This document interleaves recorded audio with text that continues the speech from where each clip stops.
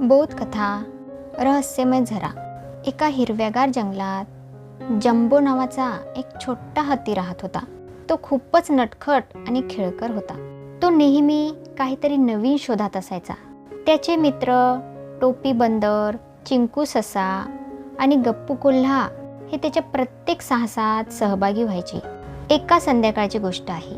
जंगलातील म्हातारे हरिण बाबा सर्वांना एक कथा सांगत होते. त्यांनी त्या कथेमध्ये सांगितले की आपल्या या जंगलाच्या दुसऱ्या टोकाला एक जादुई झरा आहे. तो झरा ज्याला दिसतो त्याला तो खास शक्ती देतो. पण त्या झऱ्यापर्यंत पोहोचणे सोपे नाही. तिथे जाणाऱ्या प्रत्येक प्राण्याला अनेक अडथळे पार करावे लागतात आणि अजून तरी कोणीही त्या झऱ्याच्या पाण्याची चव चाखू शकलेला नाही. हे ऐकताच जंबोच्या डोक्यात विचार आला, जर हा झरा खरोखर अस्तित्वात असेल तर आपण तो शोधायलाच हवा. त्याने लगेच आपल्या मित्रांना बोलावले आणि त्याच रात्री त्या सर्वांनी झऱ्याच्या शोधासाठी एक मोहीम आखली. सकाळी पहाटेच जंबो, टोपी, चिंकू आणि गप्पू जंगलाच्या त्या गूढ भागाकडे निघाले. त्यांचा प्रवास सुरू होताच त्यांना अनेक अडथळे आले. जंगलात थोडे दूर गेल्यावर त्यांच्यासमोर एक मोठा खड्डा आला.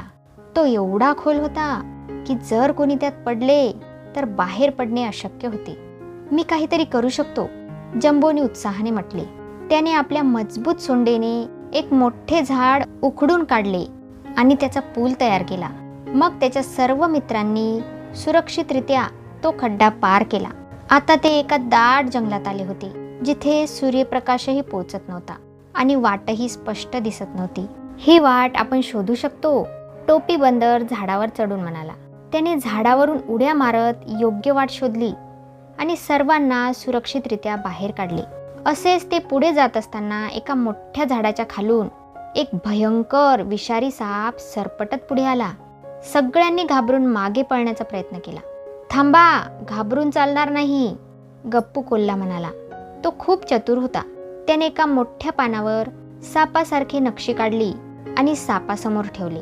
खोटा साप पाहून खरा साप गोंधळला आणि घाबरून दुसऱ्या दिशेला निघून गेला. सगळ्यांनी हुश्य केलं. अखेर अनेक अडथळे पार करून ते त्या झऱ्याजवळ पोहोचले. झऱ्याचं पाणी चमचमणाऱ्या चांदण्यांसारखं दिसत होतं. ते सर्व पाहून सगळ्यांचे डोळे आश्चर्याने विस्फारले. तेवढ्यात अचानक झऱ्यातून एक प्राचीन कासव बाहेर आलं. ते फार जुने आणि ज्ञानी दिसत होते. तुम्ही कोण आणि इथे का आलात? कासवाने विचारले.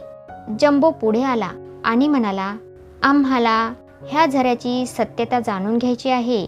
आम्ही ऐकलंय की ह्या झऱ्याचं पाणी विशेष शक्ती देतं. कासव मंद हसले आणि म्हणाले, खरं तर ही शक्ती झऱ्यात नाही तर तुमच्या प्रवासात आहे. सर्व मित्र गोंधळले. म्हणजे? टोपी बंदरने विचारले.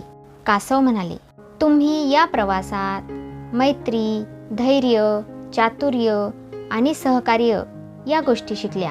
हीच खरी शक्ती आहे. झऱ्याचं पाणी काही जादू करणार नाही, पण तुमच्या आत असलेल्या गुणांना ओळखायला शिकवेल. हे ऐकून जंबो आणि त्याचे मित्र समजले की खरी शक्ती बाहेरून मिळत नाही तर ती आपल्या आत असते.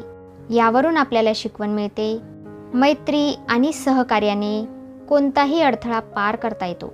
शक्ती बाहेर नाही, ती आपल्या आत आहे. फक्त ती आपल्याला ओळखता यायला पाहिजे. प्रवासातील अनुभव हाच खरा खजिना आहे. त्या दिवसानंतर जंबो आणि त्याचे मित्र संपूर्ण जंगलात प्रसिद्ध झाले. त्यांची गोष्ट ऐकून प्रत्येक प्राण्याने शिकले की खरे साहस मनाने आणि बुद्धीने जिंकले जाते. तर मित्रांनो, ही गोष्ट इथे संपली. अशाच प्रकारच्या मनोरंजक कथा ऐकण्यासाठी आमच्या चॅनलला सबस्क्राईब करायला विसरू नका. भेटूया पुढच्या कहाणीमध्ये. तोपर्यंत धन्यवाद.